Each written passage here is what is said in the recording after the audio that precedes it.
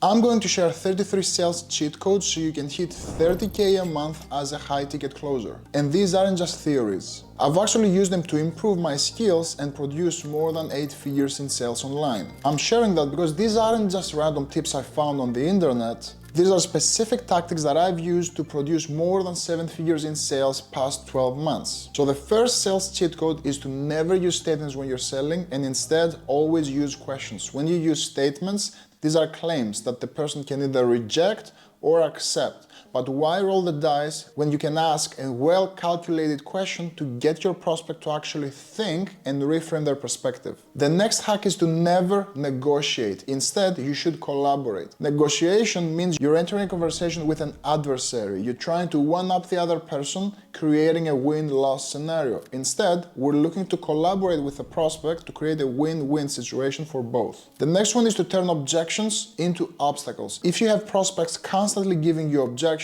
look at what objections you're getting and strategically turn them into obstacles during the conversation. That will allow you to pre-handle these objections so you don't have to deal with them at the end of your calls. The next one is to build authority, not rapport. People exaggerate in their effort to build rapport with prospects, and it actually creates less trust. Instead, position yourself as an authority, hold a strong frame throughout the call, and forget the rapport. People buy from people that they trust and not necessarily people that they like. The next one is always find the reason behind why people are asking specific questions. Don't just jump to answer the question because that might create objections. Find out the reason why they're asking and then provide clarity accordingly. Next one is to stop sending proposals. Proposals aren't a conversion tool, they're a consideration tool. We don't want our prospects to consider a solution, we want them to convert. So enter an educated conversation with them and present the solution right then and there, allowing them to make a decision, instead of you hoping that they sell themselves from a piece of paper that you send them. The next one is to completely detach from the outcome. At the end of the day, you can't control prospects' decision. What you can do is to create a buying environment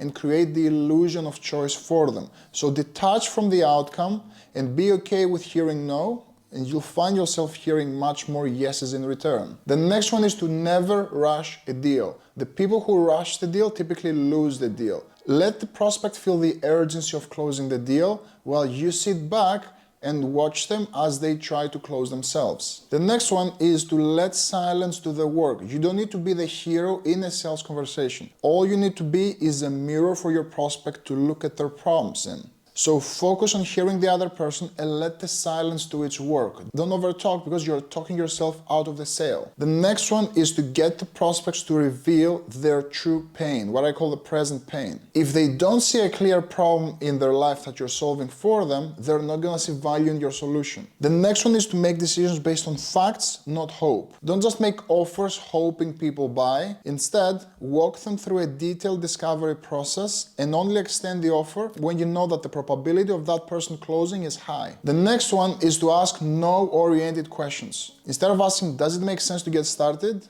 Ask, would it be a crazy idea for us to move forward? This provides safety to the prospect because people always are averse to saying yes to people, but instead, if you pivot them into a no-oriented question, the chances of moving forward shoot up. The next one is to create knowledge gaps throughout the call. The mistake people are making during their sales calls is they coach people based on solutions. They listen to the prospect's problem and they provide the solution then and there, trying to build up their credibility. Instead, your goal in a call is to provide insight based on their current problems. This helps increase the emotional temperature, positions you as an authority, but also doesn't give them the solution. They have to buy to get the solution. The next one is to never make assumptions. After you had your initial 100 sales conversations, you assume that they know what people need. The problem is your prospects don't know that you know. You have to show them through your questions that you're helping them understand their problem instead of you jumping to assumptions. The next one is to challenge their own assumptions. If they think that they don't need your offer or the timing is off, don't agree or disagree with them. Just challenge them by saying, oh, what makes you feel the timing is off? Just in case I can provide clarity based on your situation. The next one is to get comfortable with rejection.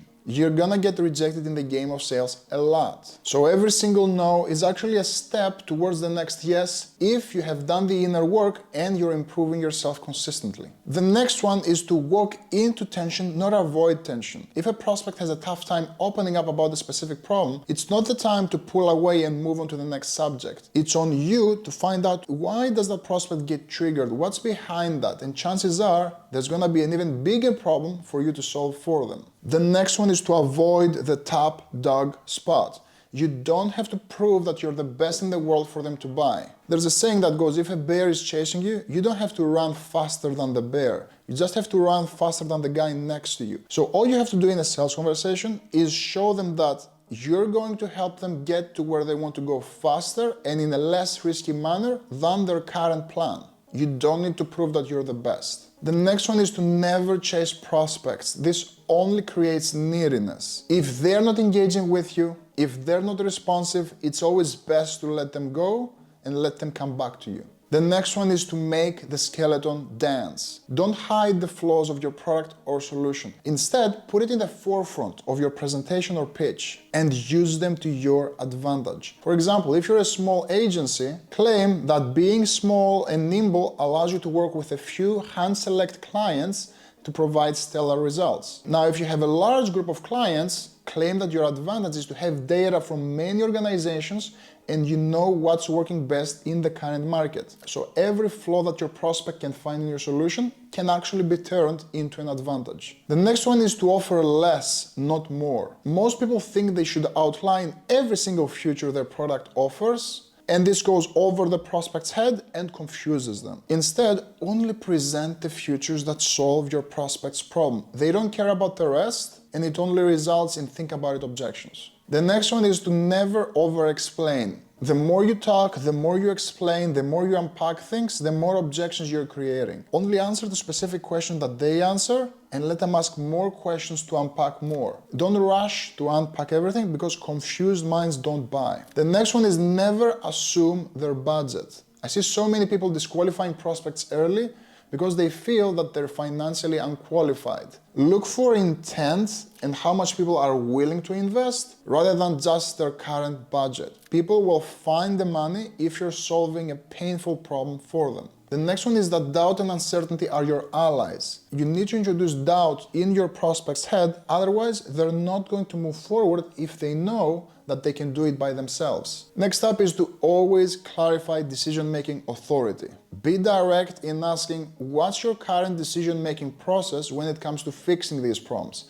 The worst thing you can do is to spend 45 minutes with someone only to find out that they're not the main decision maker. The next one is to avoid presenting your solutions too soon. Here's how the typical sales conversation goes today. Do you have this problem? Then buy my shit. It doesn't work that way. We live today in a trustless economy. So unless you go below the surface and create true impact in the prospect's mind around their problems, they're not going to move forward with you. The next one is to have the prospect make small commitments before the big one. So instead of just asking for the sale, first get them to commit to making a change around their situation. If they commit to making a change around their situation, you'll be the next logical step for them and they're going to buy.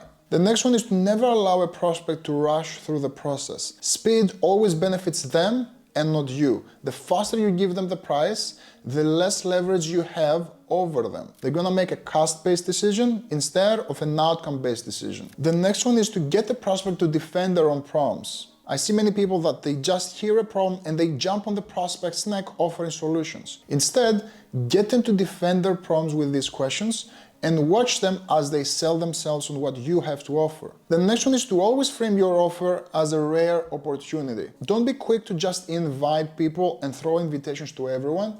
Instead, show them that they're getting access to a special group of people or to a special service and they're gonna be well taken care of. But for that, they first need to qualify. The next one is to always be reframing. In any conversation, the focus of your prospect is on the cost, the cost of your product. You need to be able to reframe them into the cost of inaction. What is it costing them right now to stay exactly where they're at? And the second reframe is to turn them from cost-based thinking to outcome-based thinking, thinking about the outcomes and the value that they're going to get instead of the cost of your offer. And the last sales hack is to always create internal tension instead of external pressure. Bad sales professionals create pressure and push the prospect to buy.